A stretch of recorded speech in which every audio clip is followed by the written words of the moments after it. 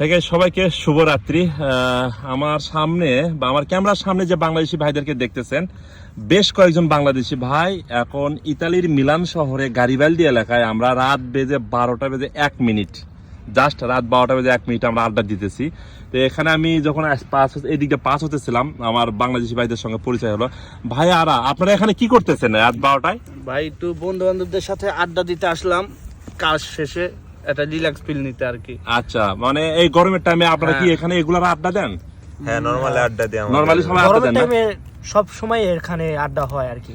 তাহলে দেখেন, এই যে বিদেশের মাটিতে আমাদের বাংলাদেশি ভাইয়ারা ইতালি ইন্টার মিলান বা এসি মিলান সিটিতে এরকম রাত 12টায় কত নিরাপদ ভাবে একটা জায়গায় বসে আছে। আর এটা হলো ভিআইপি এলাকা, বাণিজ্যিক এলাকা বা আপনারা অফিসিয়াল এলাকা বলতে পারেন।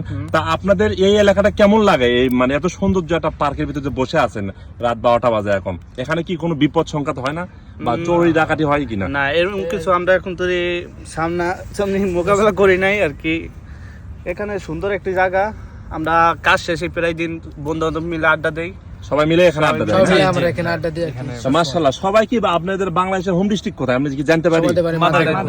সবাই মাদারীপুর। হ্যাঁ, আমাদের সবাই বাবা, মাদারীপুর। দেশালা মাদারীপুর। বাবারে বাবা, মাদারীপুরের লোক আর বাংলাদেশে থাকবে না আমার মনে হয়।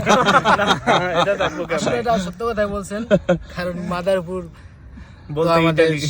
বলতে এটা ইতালি। এটা আনুমানিক সবাই কত জানে। বছর ধরে আছেন? কে কত বছর ধরে আছেন? সবাই মেবি 4 বছর। 2 থেকে 3 বছর। 2 বছর, 3 বছর, আমি 5 ভাই বছর, 8 বছর এরকম, তাই না? 5 বছর। সবার ডকুমেন্ট আছে না? আমরা সবাই লেগে আমরা সবাই legal। তা গাইস, যারা বাংলাদেশ থেকে এই ভিডিওটি দেখতেছেন, আপনারা আসতে পারেন, বৈধভাবে আসেন। আর ইতালি যে একটা নিরাপদ দেশ, আর এখানে ইনকাম সোর্স অবশ্যই কম বেশি আছে। মাশাআল্লাহ, আপনাদেরকে অসংখ্য ধন্যবাদ। রাত 12টা বেজে এখন 2 মিনিট আমরা আড্ডা দিতেছি, এখন আলাপ করতেছি। ইতালিতে এখন প্রচুর গরম, প্রায় 40 ডিগ্রি সেলসিয়াস। ধন্যবাদ আপনার সবাইকে। সবাই